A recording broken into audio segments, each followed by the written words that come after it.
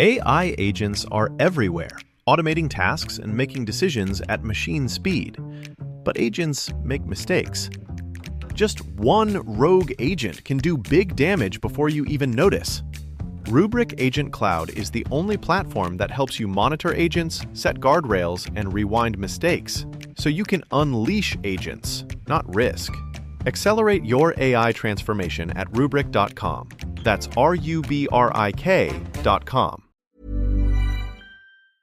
This episode is brought to you by Paranormal Playback, a new podcast where hosts Shar, Mel and Laura recap the spooky and entertaining world of paranormal reality TV. Each week they take a fresh look at popular shows like Ghost Adventures and Kindred Spirits, blending humour with insight as they pull apart what's happening on screen. The three of them are a mix of believers and skeptics, which makes for really fun conversations, sometimes leaning into mystery, other times asking the questions viewers might be thinking themselves. With their background in creative production, they know how these shows are put together, so they're great at pointing out the moments that feel real versus the ones that might be more for the cameras. And their segment, This Old Haunt, digs into the true crime side of paranormal investigations, separating fact from fiction. With Halloween coming up, it's the perfect time to add something spooky, funny and a little addictive to your playlist. For even more spooky, ghostly, paranormal content with a humorous spin, go check out Paranormal Playback.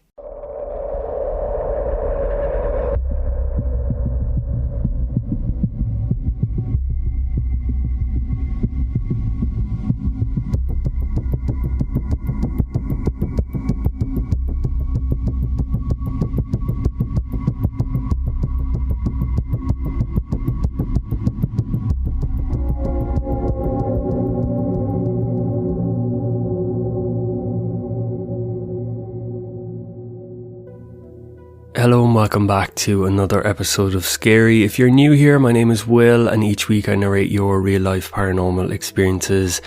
As well as that, I cover some famous paranormal cases along the way. Before we get into this week's episode, I need to say a special thank you to our new Patreon subscribers who are Emily Ryan, Donna Murrell, Sarah Dello and Tamika Watts. Thank you so much for signing up to the show's Patreon, and if this is something you're interested in, you can find the link in this episode's show notes where you can gain access to ad-free main episodes as well as exclusive scary episodes, and there will be a new Patreon episode out this weekend. But now, let's get into our next paranormal case. East Texas, December 29th, 1980. Just after 9 o'clock, 51-year-old Betty Cash was driving her Oldsmobile Cutlass along a quiet 2-lane road north of Houston, near the small town of Huffman. Beside her sat her close friend Vicky Landrum, 57, and in the back seat, Vicky's 7-year-old grandson, Colby.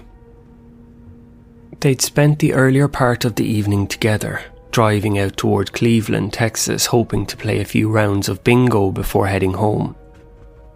But the hall was closed for the holidays, so they made do with some dinner and then turned back towards Dayton, talking idly over the sound of the heater and the hum of the tyres on the asphalt.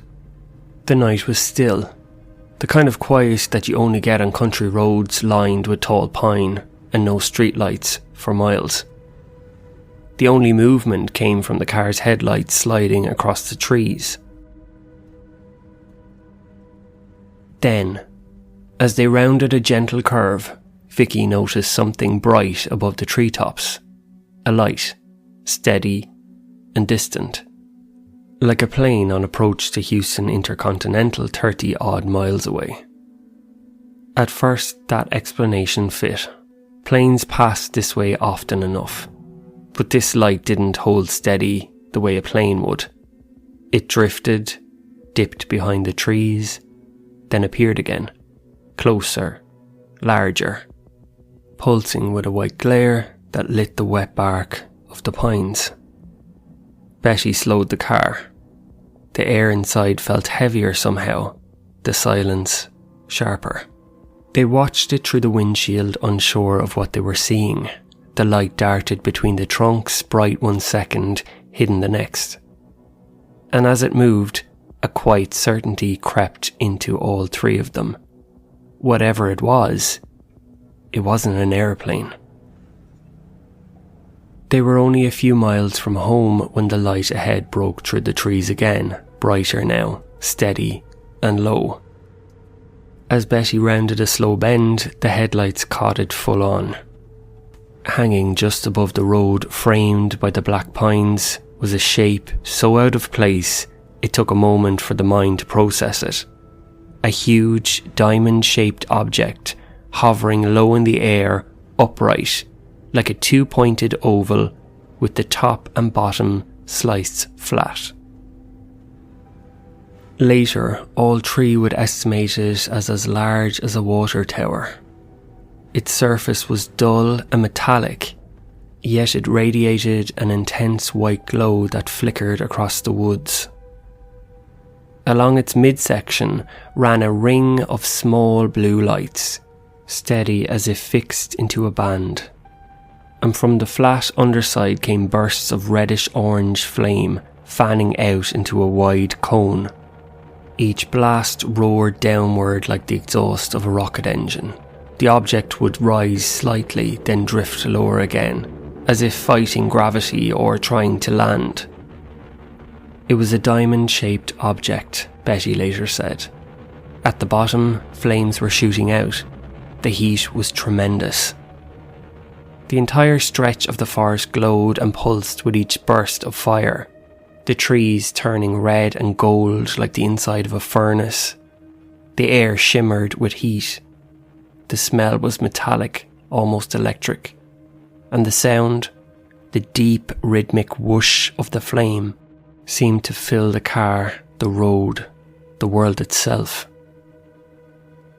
Cash-Landrum, who never missed Sunday service and believed the world could still end in her lifetime, stared at the fiery shape in disbelief. She thought for a moment it might be a sign from heaven, the second coming itself. She reached for Colby in the back seat and told Betty to stop. "Don't go any closer," she said. Betty braked hard. The Oldsmobile rocked to a halt about 130 feet from the hovering craft. In the sudden stillness, Vicky braced herself against the dashboard. Her hand sank slightly into the soft vinyl, leaving an impression. Heat had softened it, fusing her handprint there permanently. Betty would later tell investigators, "When I stopped, Vicky went forward and her handprint was embedded into the dash." Inside the car, the air grew heavy, suffocating. The metal door handles burned to touch. Every surface seemed to radiate heat. Then Betty Cash did something that even she couldn't explain afterwards. She opened the door. The air outside hit her like a wall. It was blistering, thick and dry. The red-orange glow washed over her, as if she was standing in front of a giant blowtorch. The heat was so intense, she recalled. I didn't know whether to run. The object's sound was a mix of power and chaos, a whishing roar, punctuated by a high, shrill beeping that made her ears ring.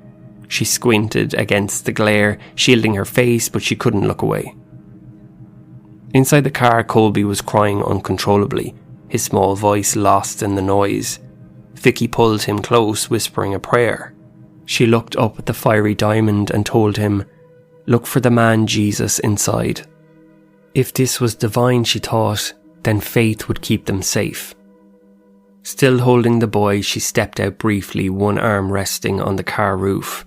The metal was scalding. When she drew her arm back inside, the skin was already burned. Both women later said the same thing, that the heat felt like it wasn't just on them, but inside them, as if their bodies were being cooked from within.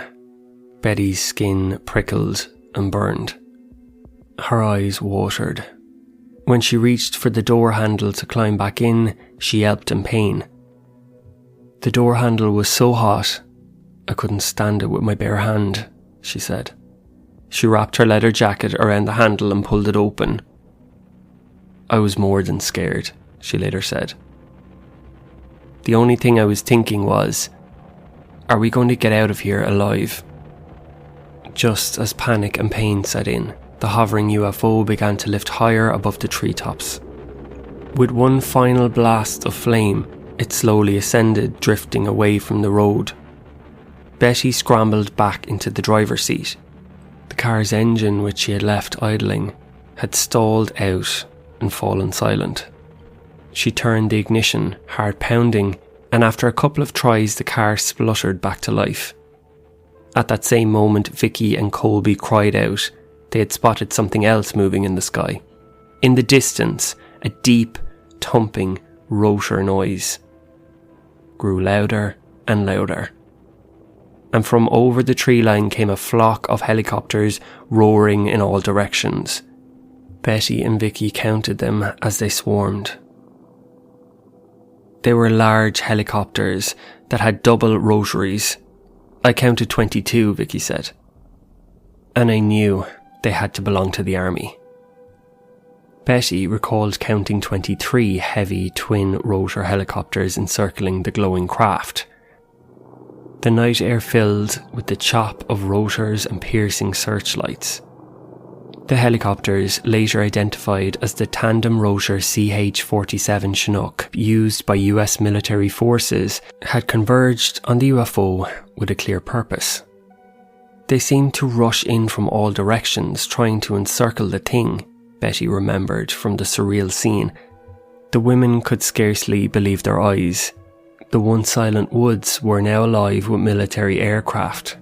Some of the choppers flew so low that the whole car shook, and Betty worried that the pilots themselves might be in peril from the UFO's heat. The first thing that entered my mind was about the pilots. I was scared for them, she said, knowing how intense the flames had been at ground level. As the convoy of helicopters surrounded the ascending UFO, Betty hit the gas. Still feverish and frightened, the trio drove further up the road, watching the spectacle through the windshield. They pulled over again at a clear vantage point and saw the formation escort the glowing diamond as it climbed higher into the night sky. This bizarre encounter had lasted an estimated 15 to 20 minutes in total, which felt like an eternity to the stunned witnesses. Trembling and dazed, Betty finally turned the car towards home. In the rearview mirror, they could make out the distant lights of the helicopters crisscrossing the sky. We could still see the helicopters coming. Whether they were going to help the other crews or what, I didn't take time to find out, Betty later said. In the immediate aftermath of the encounter, all three witnesses knew something was terribly wrong. As Betty drove towards Dayton, an intense burning sensation spread across her skin. She felt nauseated and weak. Her eyes and face stung as if badly sunburned. Within 30 minutes after it happened, I was burning up. I felt like I had been blistered all over, like I had been laying on the beach, Betty said. By the time they reached home, around 9:50 p.m, Betty's head throbbed and her vision blurred. That night, sleep was impossible. Cash-Landrum woke around 1 a.m. screaming in pain. The boy was flushed with fever, clutching his stomach, and he had vomited all over the bed. He cried and begged for water, as if desperately dehydrated. Vicky was alarmed to find Colby's skin bright red, as though he'd spent all day under a burning sun. She too felt sick to her stomach, and noticed angry red welts forming on her arms. December 30th. All symptoms had worsened. All three had a barrage of ailments: unceasing nausea, bouts of diarrhea, throbbing headaches, and painful burning of the skin and eyes, accompanied by swelling. Betty was in the worst shape. Large red welts and blisters were erupting on her face, scalp and hands. Her eyes were so swollen that Vicky said Betty could hardly see. Even her eyelids were developing fluid-like lesions and peeling skin. That morning, Betty tried to get out of bed, but collapsed. Her legs were not supporting her. She was weak, barely conscious, and began losing patches of skin and clumps of hair at an alarming rate. Every movement sent waves of pain through her body. When Vicky touched Betty's forehead, it was searing hot with fever far above normal. It was clear Betty needed emergency medical help. Whatever they had seen in those woods had followed them home. Not the craft itself, but the damage it left behind. Over the next 4 days, Betty Cash's condition deteriorated dramatically. Initially, she was too disorientated and ill to leave her house. Blisters the size of $50 formed on her skin, then burst, leaving raw, weeping sores. Her mother and friends who came to check on her were shocked. At one point, Betty's face and head swelled so badly that she was unrecognisable. My family didn't recognise me. Had they not known it was me, they wouldn't have known me. Betty later recounted of those horrifying days. Cash-Landrum, despite suffering her own burns and sickness, tended to Betty and young Colby as best as she could. But by January 3rd, 1981, Vicky could no longer keep Betty at home. Betty was near death. She had become so weak, she could not walk and had lost large patches of skin and clumps of hair, according to one account. In desperation, Vicky convinced Betty to go to the hospital in Houston. That day, January 3rd, Betty was admitted to Parkway Hospital in Houston as a burn victim. Emergency room staff were astonished at her state. One of Betty's treating physicians, Dr. Brian McClelland, later described it as a textbook case of radiation poisoning, akin to somebody exposed within a few miles of the Hiroshima atomic blast. Betty had sores covering her body, and many of her blisters had merged into larger lesions. Her scalp had crusted areas, and her eyelids were swollen and ulcerated. An examining doctor on January 5th noted Betty's forehead was severely puffy, and her eyelids and cheeks were swollen with secondary infection, cellulitis, from the burst blisters. She ran a high fever and was severely dehydrated, constantly craving water the first few days. In the hospital, Betty's hair fell out in handfuls. She ultimately lost over half her hair during this acute phase. Her weight dropped and she required intravenous fluids, pain management, and treatment for her skin injuries. Hospital records showed that she was kept in intensive care for some time. There was absolutely no doubt in my mind that Betty was exposed to high doses of radiation, Dr. McClelland stated flatly in an interview. As to what the source is, I can't say exactly. Betty remained hospitalised for an extended period. She was initially in Parkway Hospital for 12 days before being released on January 14th, 1981. However, her recovery was nowhere near complete. She was readmitted in late January for another 15 days of treatment due to recurring symptoms. In all, Betty spent over a month in hospital recovering from the encounter. Vicky and Colby fortunately did not require hospitalisation, but they also suffered lingering effects. Vicky developed milder blisters on her arms and hands that slowly healed over a few weeks. Colby's face had a cluster of hanging water blisters on one cheek, which left scars. Notably, the side of his face that had been pressed against Vicky, shielded from the UFO, was far less burned than the exposed side. Both Vicky and Colby experienced nausea, diarrhea and weakness for days, though not to Betty's extreme. Vicky later noted that Colby was so weak and ill in the month after the incident that he was like a little baby for over a month, with loss of bowel control and other trauma-related regressions. It took weeks for the child to fully regain his strength. As the victims battled their mysterious illness, word of the bizarre encounter began to spread. From her hospital bed, Betty told close friends and a policeman about the UFO and helicopters. The Dayton police officer, unsure of how to help, referred them to a UFO organisation's hotline. Within days, civilian UFO investigators reached out. Betty and Vicky recall calling a number in Washington to report the incident, which led to contact with APRO, the Aerial Phenomena Research Organisation. APRO sent a field investigator, Bill English, to meet the women. Soon after, MUFON, Mutual UFO Network researchers led by John F. Schuessler, an aerospace engineer at NASA's Johnson Space Center, took an interest in the case. Schuessler had decades of experience investigating UFO reports, but even he was stunned by the severity of this case. As soon as Betty was well enough to travel, Schuessler arranged in-depth interviews with both women and Colby to document their testimony. Their accounts remained consistent and detailed. They independently drew sketches of the diamond-shaped craft, which matched closely. Investigators also turned their attention to the physical evidence left behind. In early 1981, John Schlesinger and his team escorted Betty and Vicky back to the lonely road in Hoffman where the encounter took place. Using landmarks, the witnesses remembered a certain tree line and a culvert. The women pinpointed the exact spot on the asphalt where the UFO had hovered. What the investigators saw astonished them. The road surface had a spot which appeared to be scorched and damaged.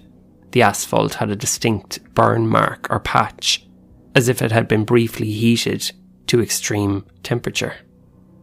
Schuessler noted that the road's materials looked bubbled and cracked from heat, even months after the incident.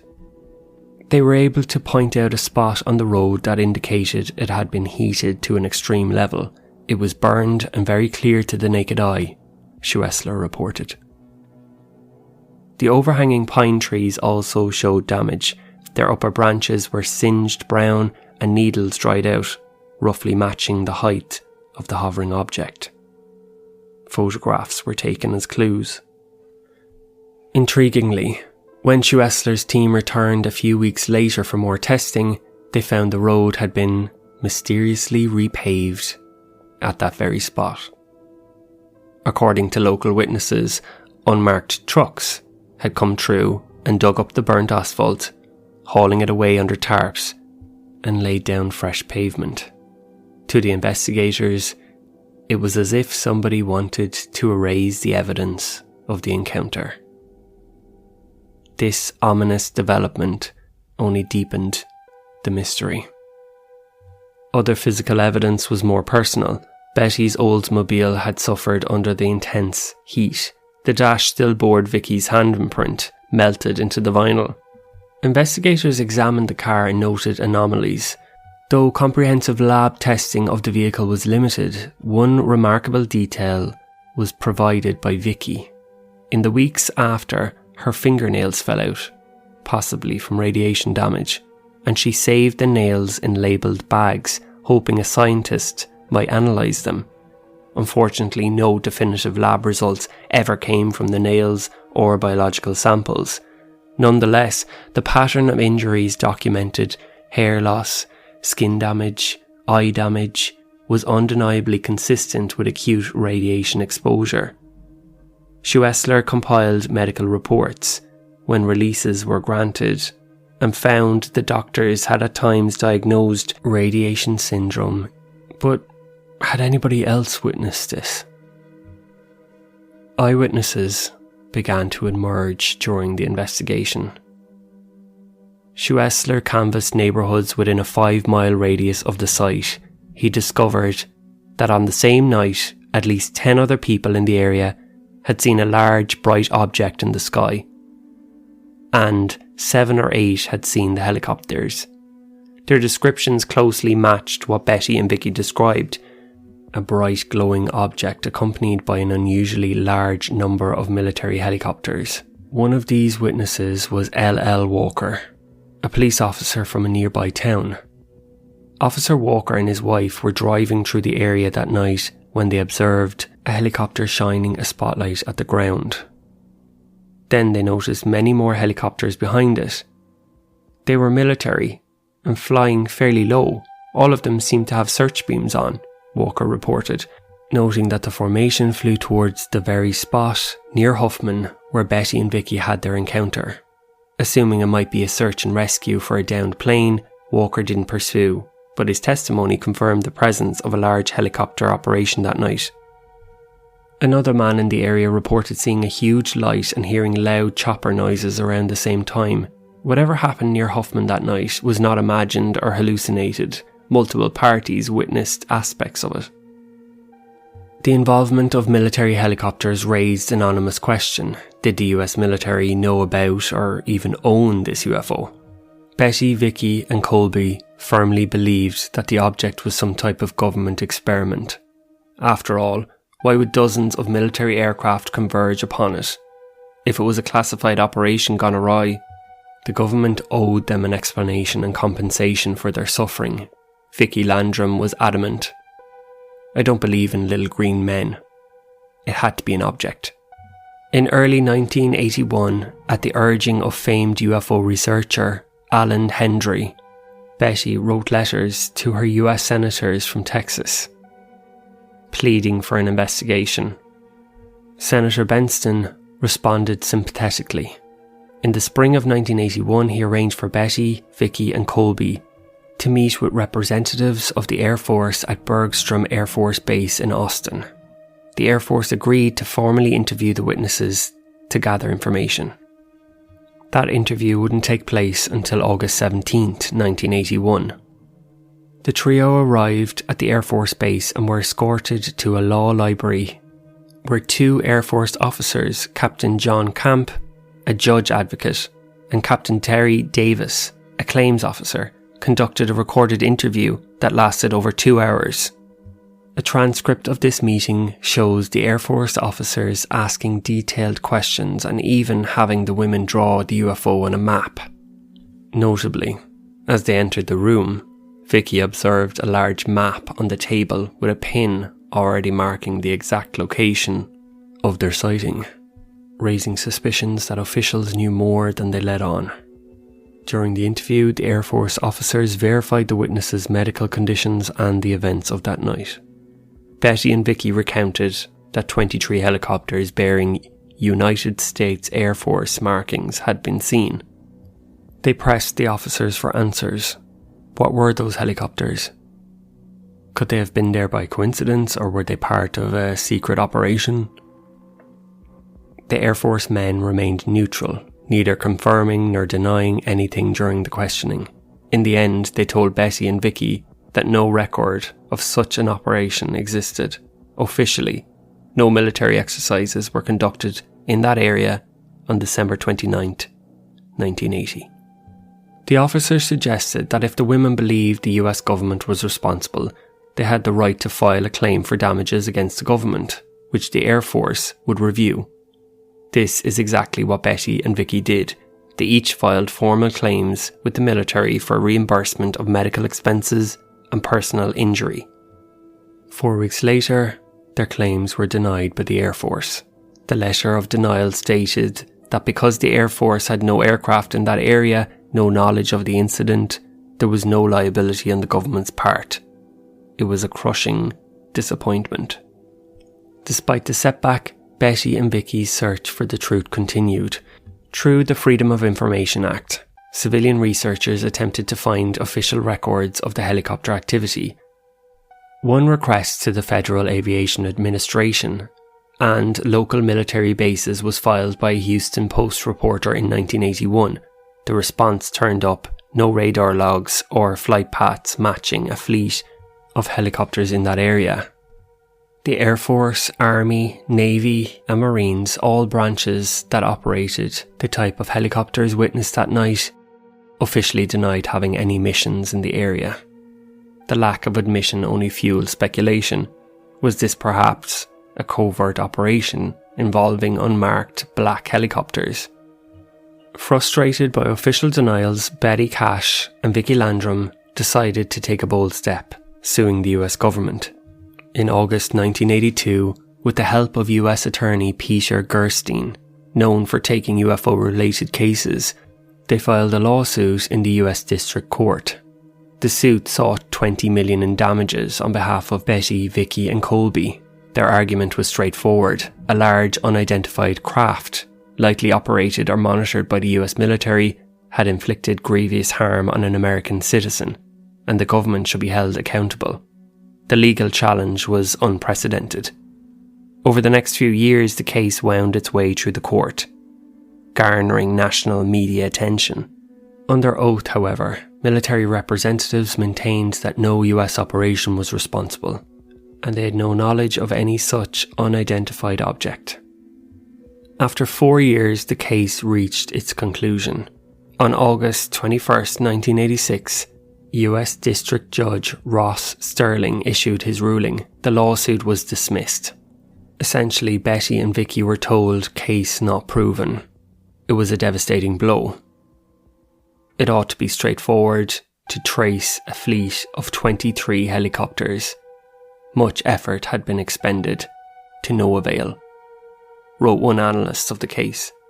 Betty and Vicky left the courtroom in 1986 with mounting medical bills and a lingering sense of injustice. After waiting years on bated breath, they learned they wouldn't be seeing a dime. Decades have now passed since the Cash-Landrum incident, yet it remains one of the most ominous and perplexing UFO cases on record. For Betty, Vicky and Colby, the nightmare did not end with the lawsuit. Their health was permanently affected in ways doctors struggled to treat. In the years following 1980, Betty Cash was hospitalised repeatedly, at least once every year, for recurring illnesses and cancers. She endured surgeries for breast cancer and skin cancer, autoimmune disorders and chronic weakness. Blood tests revealed her white blood cell count was abnormally low, as was Vicky's and Colby's, indicating impaired immune systems. Minor infections would hit Betty hard. She also developed cataracts in both her eyes, far earlier than normal. One specialist compared her eye damage to that seen in radiotherapy patients. Vicky Landrum likewise suffered ongoing eye problems. Her vision steadily deteriorated, and scar tissue in her eyes from the burns forced her to undergo surgeries in the mid-1980s. Vicky's skin never fully recovered either. Even 5 years later, exposure to sunlight would cause her arms to break out in deep purple rashes and knots, remnants of the radiation-like damage. In fact, both women were left extremely sensitive to heat. Betty couldn't even take a hot bath anymore without triggering a flare-up of burning red hives on her skin. "If I do, I look like a burn victim all over again," she said. The trauma had effectively changed their lives and bodies forever. On December 29th, 1998, 18 years to the day after the encounter, Betty Cash passed away at age 69. Vicky Landrum lived longer, dogged by health issues but still feisty in her insistence that what they saw was real. She never stopped telling her story, hoping that someday the higher-ups would admit what happened. Colby grew into adulthood, carrying the scars, both physical and psychological, from that frightening night as a child. All three of them, to their last days, stood by their account. They gained nothing from it but pain. Indeed, they often said if they had just sped off and never spoken up, they might have saved themselves much grief. Yet they felt a duty to warn others and seek the truth. Thank you for listening to this week's episode, and I hope you enjoyed it. Don't forget, if you have your own paranormal experience that you'd like me to narrate on the show, you can send it to scaryaparanormalpodcast@gmail.com, where it just might get made into a future episode. As always, make sure you hit that follow button so you don't miss any future episodes. Patrons, you will hear from me on Sunday, and for the rest of you listeners, join me next time for another episode of Scary. AI agents are everywhere, automating tasks and making decisions at machine speed. But agents make mistakes. Just one rogue agent can do big damage before you even notice. Rubrik Agent Cloud is the only platform that helps you monitor agents, set guardrails, and rewind mistakes, so you can unleash agents, not risk. Accelerate your AI transformation at Rubrik.com. That's RUBRIK.com. You've worked hard since you arrived in the city, gained loads of experience, developed your skills. Everywhere you look, you see something you helped build. But now, you're looking to the future. And maybe you're thinking about where you come from. In Ireland, we need planners, carpenters, plumbers, roofers, engineers, architects, site managers, and more. We need you, with all your skills and knowledge, to help us build thousands of homes. You've built the world, Now come back and build the home that built you. For more information, visit gov.ie/Building Ireland. Brought to you by the Government of Ireland. You know what's faster than your paycheck? Literally everything. It's time to get your pay up to speed. With Earnin, you can access your pay as you work instead of waiting days and weeks for a paycheck. Get up to $150 a day with a max of $750 between paydays. No interest, no credit checks, and no mandatory fees. Because, hey, it's your money. Download the Earnin app now to get it and join millions of people making any day payday. That's EARNIN. Earnin is not a bank. Access limits are based on your earnings and risk factors available in select states. Expedited transfer is available for a fee. Terms and restrictions apply. Visit earnin.com for full details. Hey friends, it's Nikayla from the podcast Side Hustle Pro. I'm always looking for ways to keep my kids entertained without screens, and the Yoto Mini has been a total lifesaver. My kids are obsessed. Yoto is a screen-free audio player where kids just pop in a card and listen. Hours of stories, music, podcasts, and more, and no screens or ads. With hundreds of options for ages 0 to 12, it's the perfect gift they'll go back to again and again. Check it out at yotoplay.com. YOTOPLAY.com.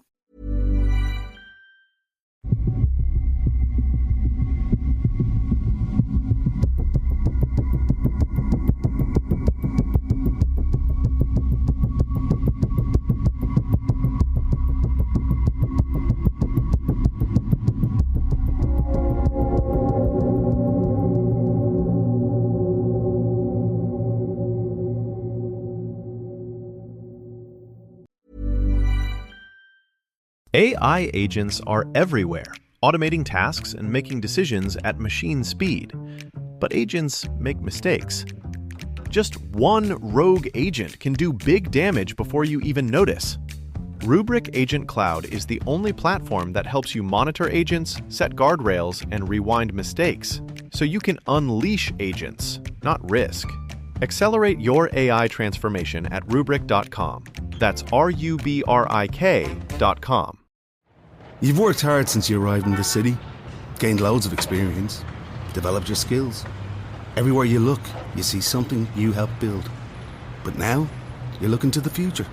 And maybe you're thinking about where you come from. In Ireland, we need planners, carpenters, plumbers, roofers, engineers, architects, site managers, and more. We need you, with all your skills and knowledge, to help us build thousands of homes. You've built the world. Now come back and build the home that built you. For more information, visit gov.ie/Building Ireland. Brought to you by the Government of Ireland. You know what's faster than your paycheck? Literally everything. It's time to get your pay up to speed. With Earnin, you can access your pay as you work instead of waiting days and weeks for a paycheck. Get up to $150 a day with a max of $750 between paydays. No interest, no credit checks, and no mandatory fees. Because, hey, it's your money. Download the Earnin app now to get it and join millions of people making any day payday. That's EARNIN. Earnin is not a bank. Access limits are based on your earnings and risk factors available in select states. Expedited transfer is available for a fee. Terms and restrictions apply. Visit earnin.com for full details.